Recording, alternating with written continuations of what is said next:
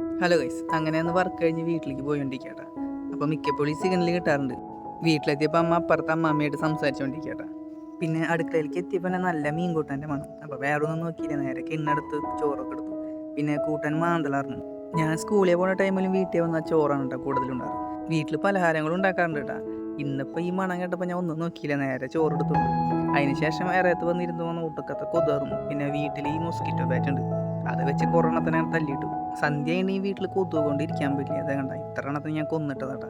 പിന്നെ അതിനുശേഷം ഗ്രൗണ്ടിൽ കേരളോത്സവത്തിൻ്റെ മീറ്റിംഗ് ഉണ്ടായിരുന്നു.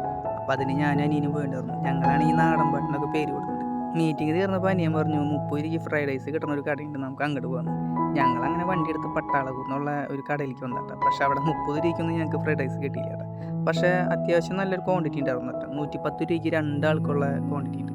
അപ്പോൾ അങ്ങനെ നോക്കുമ്പോൾ ഒരാൾക്ക് ഒരു 55 രൂപ വരണുള്ളൂ. അതങ്ങനെ കഴിച്ച് തീർന്നപ്പോൾ വയറൊക്കെ ഫുള്ളായിട്ട് ഇനി വീട്ടിൽ പോയിട്ട് ഫുഡ് അടിക്കണോ വേണ്ടെന്ന് ആലോചിച്ചിരിക്കണേ. വീട്ടിലാണെങ്കിൽ ഒരു ചായ കുടിച്ചിട്ട് വരാമെന്ന് പറഞ്ഞിട്ടാണ് ഞങ്ങൾ ഇറങ്ങി. അങ്ങനെ ഞങ്ങൾ വണ്ടി എടുത്ത് വീട്ടിൽ പോയി. അപ്പോൾ ഓക്കെ ട്ടാ.